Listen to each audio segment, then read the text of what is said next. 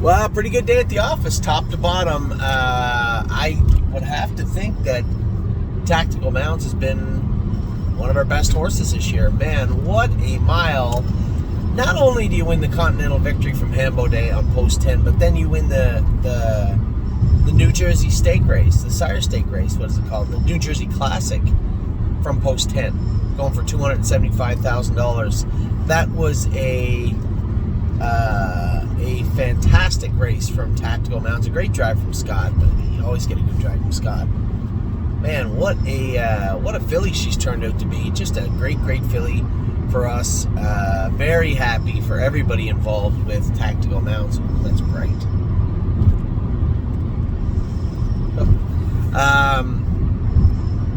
And just a fantastic night all in all. You know, partway through the night, I felt this little burning sensation, and it may have been some angry people that were my partners on Austral Hanover. You know,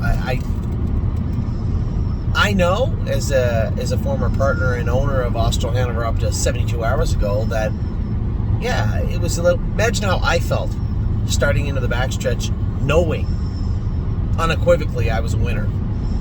I looked at the front end, the way it was shaping up, who was in front of me, who I have cover from, and at no point from the half-mile marker to the wire did I have any concerns that I wasn't going to win. That's exactly how he won the Arden Stakes. And anytime he's in with those types of horses and gets any sort of trip like that, he is going to win. Problem is, he doesn't get to race against those horses anymore. He has to race against older horses.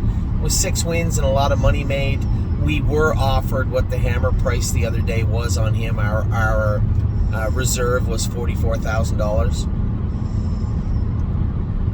You know, it was nice though that him and Tailgate Buzz both going to good places. Carmen Osiello bought Tailgate Buzz, and he raced awesome. Also, one of his better miles in recent memory. Tim had those horses ready to go tonight for sure. They were very good. And Austral Hanover, I mean, Paul Kelly bought Austral Hanover. Now, I only met Paul Kelly through my brother Mark. He drove Obrigado and a number of nice horses for Paul. Really nice guy, a true gentleman, and a great horseman. And he called looking to buy him, and I was surprised. I'm like, why is Paul Kelly trying to buy Austral Hanover? Nice horse, but he's not Obrigado. It's because he had the mom. Paul Kelly had a connection to Austral Hanover. He had the mother. Said she trained down terrible, and as soon as she saw the start gate as a 2-year-old, she was a nice filly, and then injured herself in the paddock, I think he said at 3, and ended her racing career early. I said, that's her son to a T. He trained down absolutely horribly, and as soon as he saw the start gate, he turned into a nice little horse. I said, Paul, if you don't like Austral Hanover, just get out of the business. There's not a nicer horse. And you guys know that, listen, my kids know by now. My wife knows. Everybody knows. We're trying to do good by everybody. And when it comes to the 3-year-olds, you know the trials and tribulations of the 4-year-olds that we have now that we kept over. Hard and tough horses, too. Much like Austral. And quite frankly, you know, Resolute Bay did a lot more. Renegade Gypsy did a lot more. Both of them did a lot more at the end of the 3-year-old season than Austral has done now. Call a spade, that's the truth. And they've struggled as 4-year-olds. So I do have this bad taste in my mouth from keeping 4-year-olds. And that's not to say that I'm upset about Renegade Gypsy or Resolute Bay. They're going to be nice horses. But they did not come out swinging as 4-year-olds the way that we thought they would. Certainly not the way I thought they would.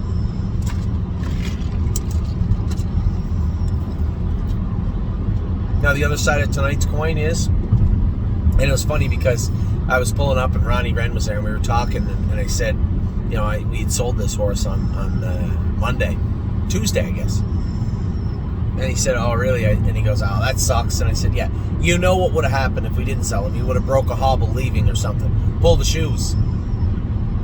We have the best rope in the world, the best pulleys in the world, wonderful stitching, and the goddamn brass strap, the brass buckle busted through.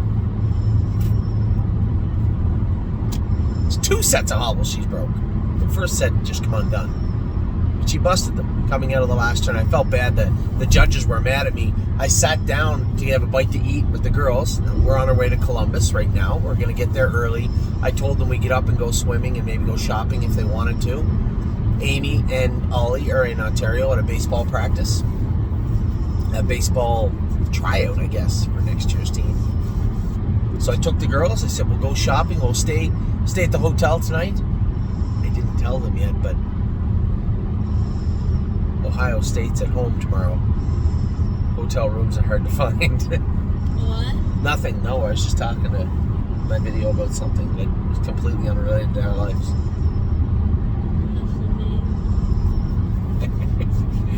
So we're on our way to Columbus, and Amy is in Ontario. Anyway, let's start from the top tonight. Major Megan. I thought 26-1, much like the Philly yesterday. Listen, that's what I had to pay. That's the price I had to pay to get there. The quarter pole. I could have got away 7th or 6th and 3rd over, but she's handy off the gate. And moreover, the 2 favorites were going to be sitting 1-2. I didn't want to be sitting 5th behind stalled dead cover, trying to catch up to 2 horses that I may or may not be able to beat anyway. I ended up beating Ronnie Wren for 4th. I thought Major Megan, if she had any pop at the end, it would have got there, but maybe I was just asking a little too much. I thought 4th, pretty decent mile, all in all. Not concerned with Major Megan. She did her work well. Pull the shoes, as I was just saying, broke her snap. If you watch, and she even trotted. I felt bad. The judges were a little pissed. Usually when you have broken equipment, you pull up and you say to the starter, hey, did you see this? And they're like, yeah, sorry. But I was so mad. And I wasn't really mad at anybody. And I guess I should have made sure that Tim didn't think I was mad at him or the caretaker was mad at her. It was nobody's real. I've had it happen hundreds of times. Not that often with our hobbles, but I can say this. Every time it has happened with our hobbles, it's always been a snap. Always. Because it's not going to be the rope. You can tow this car right down the road with that rope. It's not going to be the rope. It's not going to be the pulleys. It's not going to be the straps. It's going to be snaps. So a little frustrating, and they busted right through. So the judges called Tim as I left and said, hey, I called them before I went on the track with horn player. Said, I'm really sorry. I just happened to be looking at the lines, and I see that you didn't mark an EX on Pull the Shoes. She broke her hobbles. And they said, well, did you tell anyone? I said, I apologize. I did not. And then I said something I probably shouldn't have. I said, I thought you guys would have just saw it. Wish I'd have taken that one back. He, the judge, Judge Alberg, I think his name, he was right. He was a little angry that I said that, and I shouldn't have. I didn't mean it like that. I just said, I thought, to me, I was angry at the time. I thought it was obvious that something had happened, and you could see, but when the snap broke, it come back and landed right in my lap. So really, you may not have seen it. Anyway, I said, I'm really sorry. 100% my fault. I should have told the starter as soon as I pulled up. I was angry. I was bitter over what just took place because I felt I was going to be 3rd, and I was happy they left me up for 5th because she did run a little bit. I said, now I had her doubled up. I was trying to get her back trotting, and I couldn't. But I felt that $4 brass snap, maybe it's $6 now. I don't know. Cost us maybe $5,000, and I was I guess we got 2 anyway. So no, 3. I was a little frustrated, but all in all, I thought she raced okay. I'm on the fence. Do we race for the Keystone Classic? There's going to be a number of my clients saying, yeah, we absolutely should, but we're racing insider trading in the Keystone Classic, and there's quite a wide berth between insider trading and Pull the Shoes. Nice filly. She's not insider trading.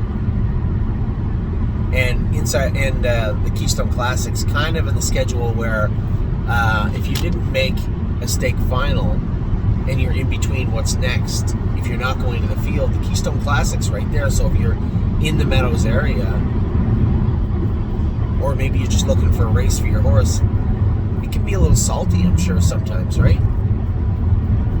So I am a little torn on whether we're just going to pull the plug on Pull the Shoes, or race for the Keystone Classic. I'm torn. I really am. So we'll see how I feel about that by the end of the weekend. But take nothing away from the filly. She did everything she could. I think she was still charted in 58 and run the last 150 yards of the race. She was going to trot 57 apiece.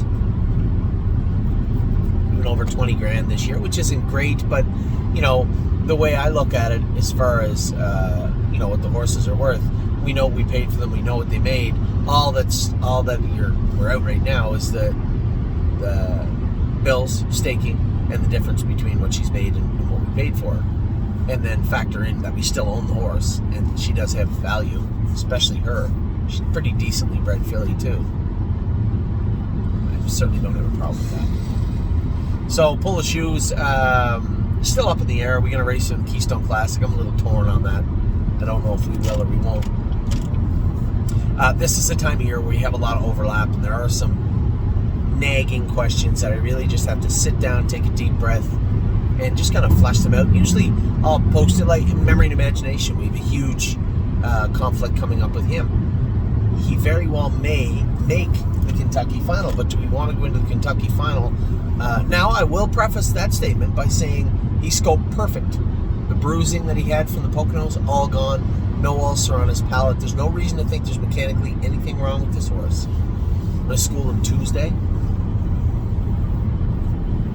We're going to school him. Although, geez, he may not be able to do that. He might have to race on Friday. Anyway, there's a lot bouncing around in here. Next up was probably one of the most bittersweet victories I've had in a while. You guys know, as far as horses are concerned, I got a lot of affection towards Austral Hanover. There's a horse that's put in an honest effort almost every race. No, not almost. Every single race of his life, he's felt like he's put an honest effort in.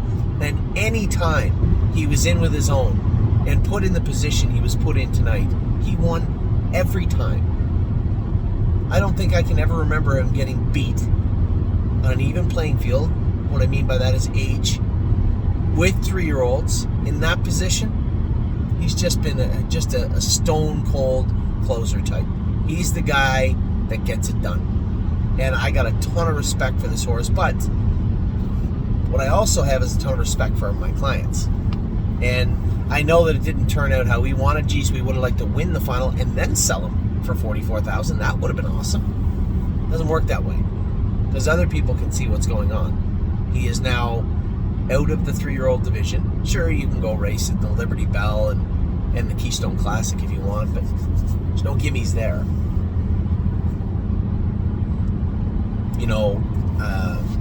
He's a 3-year-old with now 7 wins, I think, and 120,000 made. Now he has to race some salty crews. Now, good thing for the owners, he's half paid for now. But I don't want anybody to feel any admonishment about that. Feel angry. You want to be angry at me, go ahead. But if he goes out and finishes a mediocre 4th like he did in the last Buckeye or Stallion Series, then nobody's coming to buy him. Then I have to race him in probably the condition claimer Northfield if he can do 55, maybe. But the options are thin. So both him, Tailgate Buzz raced great too. I asked Hunter after how was he. He said, man, I was 3 wide like the last 3/8. He said it was a mess back there. And he raced great. Raced fantastic. Now there's a horse I could see jump forward maybe if they find the right class for him, Mohawk. That's the one. Austral Hanover will always race good, and Paul Kelly will have a nice horse, and we're always going to look up one day, just look at his results and see that he won here and there. I'm sure we will. I don't know where he's going to race him, but he'll race good wherever he does. Tailgate Buzz, different place, new program. He might launch. I don't know. But at the end of the day, we have to continue to move forward, right? That's just the way it is. So I am, although I am greedy a little bit inside, I think we all are, and saying that was our $20,000. At the same token, I want to wish Paul Kelly and his partners good luck. They spent a lot of money on his mom. And by the sounds of it, He's a chip off the old block, and they're going to have a lot of fun with this guy. He's just an absolute sweetheart of a horse and does nothing wrong. But my job is to make sure that our stable is pointed in the right direction. And I felt that was the right move to make. We're based on a game. This game is based on gambling. And tonight was not the way I thought it would go, but there was always that possibility. So good luck to Paul and his partners with Austral Hanover, and Carmen and his partners on Tailgate Buzz. 2 nice colts departing the stable, but we will definitely be keeping an eye on them. Now, our new horse to the stable, Quan Blue Chip, had the rail. New surface, got the rail. I don't know much about Quan Blue Chip, but I don't think he makes a lot of breaks. There's no issue of being lame before or after the race that I was told. But did make a break nevertheless. Now, I did say to Stacy, 15 apiece. Salty crew. So I did tell her, if we can get him in at the Meadows, we will. You're probably going to see this guy float around. Now, I think James said he thought he could get around a half. So somewhere between Northfield. Now, the Dayton's opening up. It's a bigger ship even for Stacy. So probably Meadows, Northfield, and then if we have to, leave him down around Dayton. But it would be my third choice of those 2 tracks. Certainly nobody's fault tonight. I would suspect it's just a different surface change. You saw the difference. I told you guys the other day that horn player just did not like that surface. I told you, she just didn't like the surface. And I've been waiting for her to draw that position. Her last 2 starts at the Meadows were on the rail. Tough spot to get a horse like her away. 6 hole, not so hard to get away from. And I let her rock tonight, off 2 weeks. She still jogged. New lifetime mark, 56-2. Good mark to have on the big girl. Creeping closer to a position I want her to be in. Now, the Meadows is down for a week. I don't even know if she's competitive. I'm not going to send her to the Meadowlands if she's not competitive. But I would love to see her race a few times at the Big M. Because I think she would take a good mark. And I think she is back, at least clawing back into the position she was in. In fact, she come back better from Mohawk than she did before. You had to watch her in the turns at the Meadows before. Never put a step in. Maybe the odd little wrinkle, but certainly nothing to be concerned about tonight. She was on point tonight and looked very, very good. So Tim had them all ready to go tonight. They all look good. Megan did what she could. Pull the shoes, busted her hobbles, snap, and Austral, Tailgate, and Horn Player were all exceptionally good. We all got our heart broke a little bit too. Sunset Acres girl beat Fair and Square in the biggest race of the year. Stung a little bit going to the quarter. She looked a little out of kilter throughout the mile, but it's been a long season for the old dinosaur bred filly. And I think what they go over 72, 36, 18, 9, around 8. She got about 35 or 36,000 made this year. For Philly, we didn't have a ton of money tied into. That really was our first foray, dipping her toes into the water in Michigan. Will we go back and get a Michigan bred? Of course we will. We're not going to go buy the sail topper, but we'll go back and get a Michigan bred for next year also. So really, no disappointment. Obviously, I think we all just thought she goes to the gate, she wins. Oh, well, something happened last week, so she's just going to go to the gate and win this week. She raced good. She never missed the top 3 all year. And although I wanted her to win, that's racing, right? You get to watch Austral win. I had to sit behind him, front row seats to an Austral Hanover victory. That was a little bittersweet. No, that was more than a little bittersweet. And then we got to watch Sunset Acres girl lose, but the night was not over yet. Probably one of the more impressive performances I've seen from any stable horse for quite a while was the victory from Tactical Mounds tonight. Scotty just kind of took his time, worked his way to the front. Now you might say, well, the fractions, 28-256, hold the phone. You still had to beat all the other horses that did not get parked to the quarter out of the 10 hole. Turned for home, poured on the gas, opened up 3 or 4. One of the favorites slid to the inside and had every right to run her down, and old Mounds, he fought back to win it. And every time she races, I get a mountain, a landslide of emotion from Megan on my messenger. I love this filly, and can we please race her at 4? I think the options for her have opened up quite a bit. I know that both Rick and I'm sure Jeff have some ideas. She has Indiana. She's not paid into the Breeders' Crown, and I don't think we can supplement her because she was never paid in as a baby. But I'm not positive of any of this, but I think she can be supplemented to some things, and she is eligible to all the stakes in Indiana also. So, man, she's turned into such a nice filly, and a huge victory tonight in the New Jersey Classic, going for $275,000. And then JK Victory raced, just got beat at the wire in Indiana, raced great again. So we didn't miss a check tonight, did we? Oh, Quan Blue Chip made a break at the gate. He missed a check. But everybody else ended up getting money. In fact, we only missed the board. Tailgate Buzz was 4th. Pull the Shoes was 5th, and Major Megan was 4th. Those are the only horses that missed the board today. A fantastic day for the stable. Huge day for the stable. Really, really proud of pretty well everybody.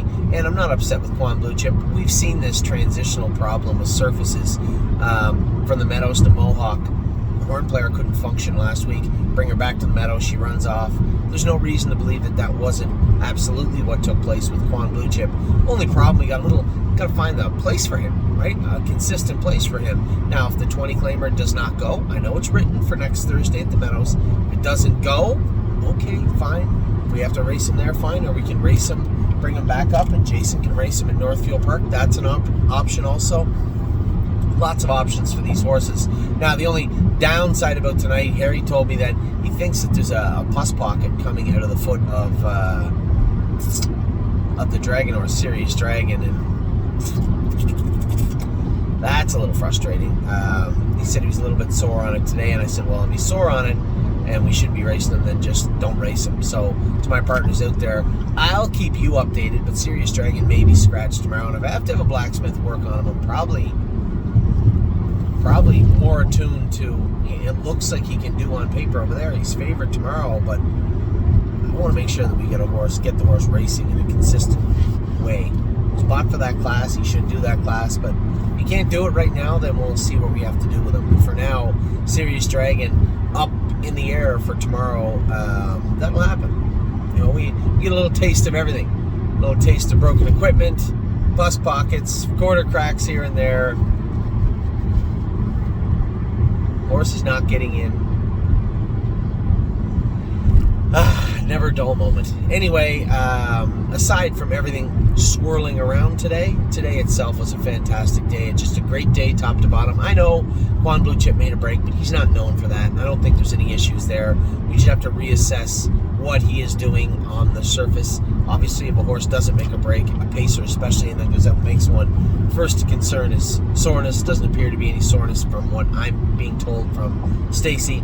Secondly, equipment, same equipment that Dewey had on him. Thirdly, shoeing. Well, although the shoeing has not changed, the surface has, so I would suspect we have to look there. So Friday's over. A great Friday here at the stable. We're moving on to Saturday. My goodness. Whoa. Pretty stacked group tomorrow. We have Patrick the Piranha, 3 o'clock. JK Mickey Mantle. If I forget one, remember, I'm only going off the calendar here. I apologize. Patrick the Piranha, JK Mickey Mantle, Cupid Express. 3 pretty good heavy hitters tomorrow at the Meadows. Then we go all the way down to Columbus, where I'm going right now, where I'll be tomorrow. Venice Blue Chip.